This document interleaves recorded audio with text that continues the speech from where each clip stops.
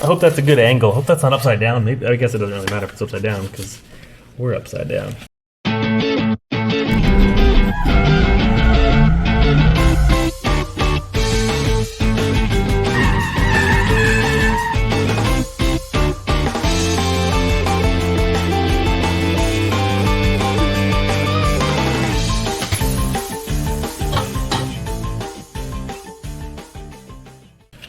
But, yeah, I've got a decent amount of room. I'm sure, if I did some research, that Milwaukee probably sells an electric version of this, and I would, of course, buy it immediately.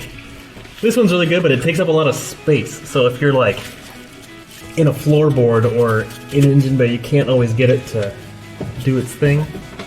But yeah, that's as easy as that. One squeeze, unthread it, and then hopefully your threads didn't get boinked. But it's so convenient. Get that out of the way. Ta-da! Perfect nut plate in the spot where we need it. So, it's gonna be really hard to film the installation of this intercooler because it's like straight up and I don't know. But I will try. So yeah, I'll just stay here for a second. I'll come right back with it and we'll get going.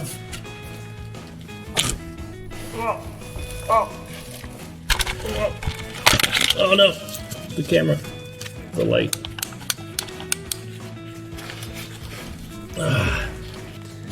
I'm not gonna film it because it's way too hard and I need both my hands and it's just gonna be a lot of yelling.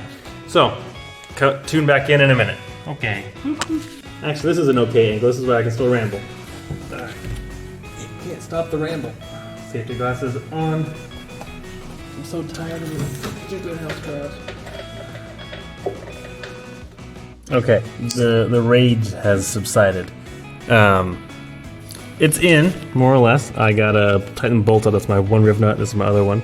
Going pretty well. I had to drill a new hole. That was part of the rage because I had not eyeballed it correctly. But anyhow, I'll ramble while I tighten these bolts down.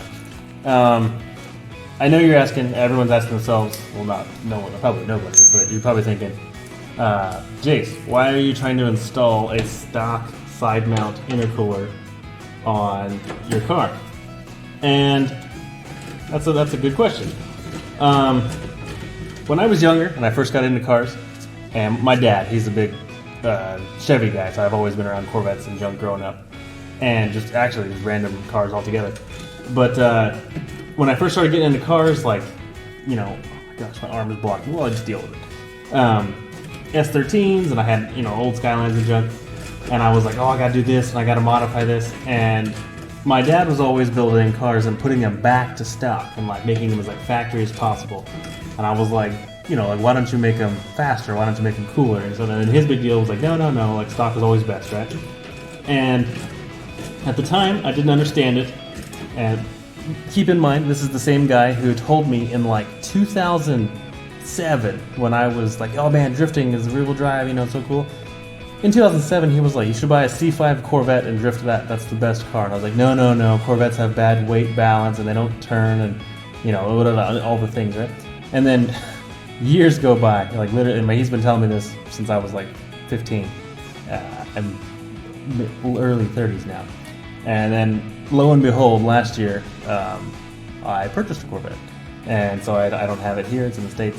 But yeah, it's funny, like, 17 years later, he's been like, buy a C5, it's the perfect drift car.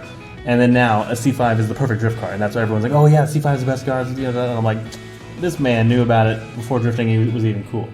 But, yeah, anywho, yes, I could put a front mount on here, and a front mount would work just fine, and I could actually buy a kit, and it would mount up easier than this. But I feel like not every build needs to be a cookie cutter build. You know, you don't need to have like, oh, buy the gritty intercooler with this and this and this, and like everyone ends up with the exact same car. You know, and like, yes, this is going to be a slower car than a factory 2V car. I know that, and like I'm not, you know, lying to myself about it. I know it's not going to be fast. I know it's not going to be, you know, as performance oriented as a lot of other cars, every other 100 series actually. But I think though that I've had fast cars, medium fast cars, right? So I know what that's like, and And I know I could build another one if I wanted to. Money-wise, no big deal, right? I could do it. But I think, though, that we're done down here. I'll get to that in a minute. I'll get back out of the car.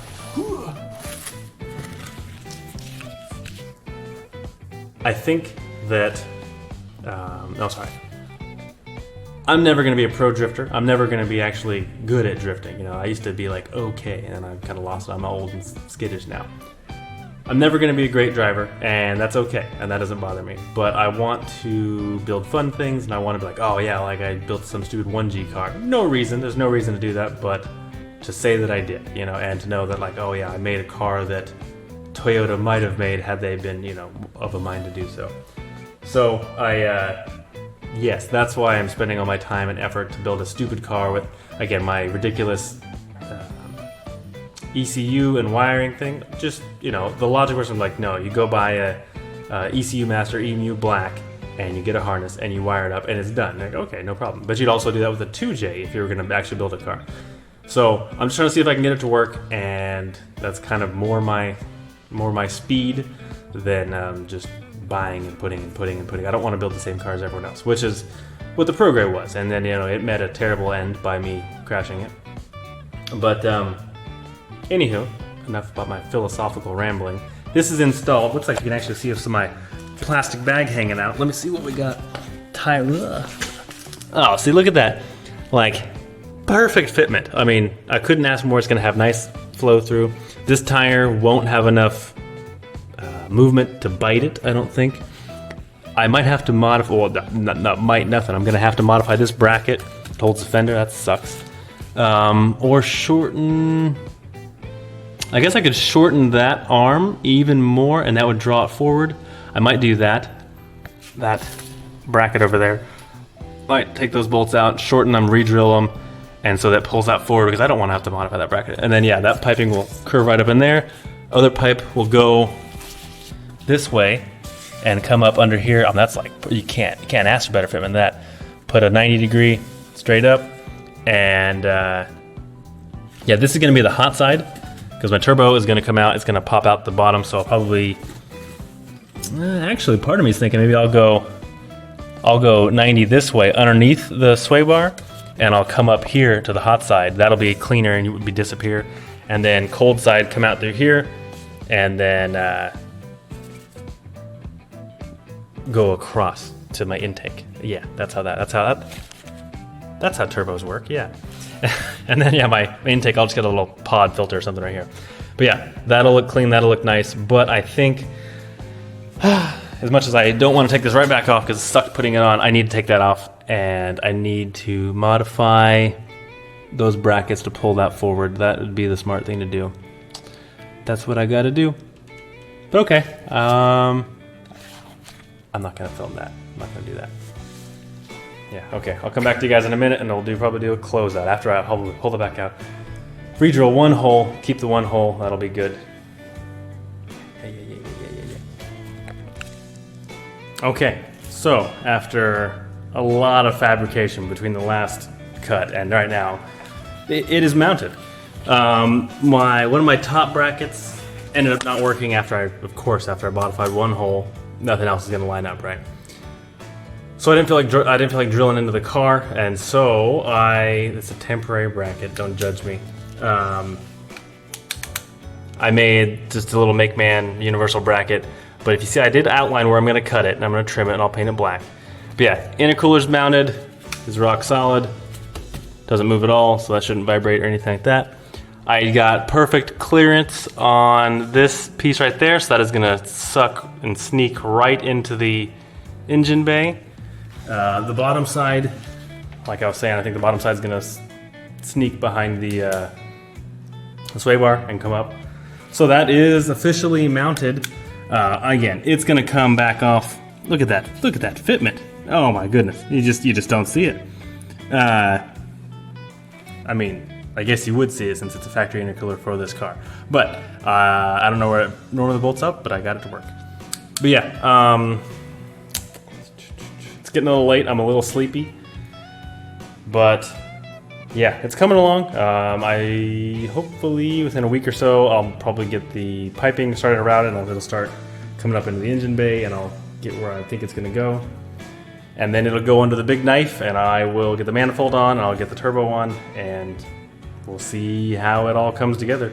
I mean, yes, it'll run with a stock ECU, but I'm not going to try to hit boost or anything like that and have it freak out and blow up. And obviously the fuel pressure is going to be wrong, but I do have an aftermarket fuel pressure regulator for that.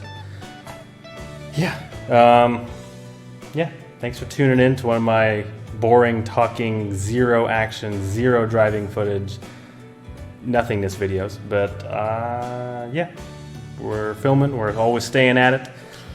But yeah, this is it's coming together. See, I gotta get a good thumbnail photo part. So it's like, oh, it shows the fenders, a little bit of roast in the background. Boop, boop.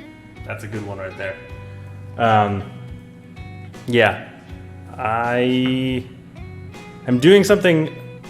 Oh, you know what? I'll save that for the next video. I'll be doing some wheel stuff soon. I used to be a big wheel guy, you know, like making like 18 by 12 J's and stuff, and I got out of that. But I might get back into that. So I got a bunch of lips and barrels and stuff that I'm gonna cobble together in a scary manner, but it'll work. Okay, closing out a video. Closer. I'm sure Chica, I'll probably just chop a lot of this stuff out. But thanks for tuning in. I got to do a little bit of cleaning up, and then I'm gonna get a shower and go to sleep and hit it again tomorrow. See you guys next time. See ya.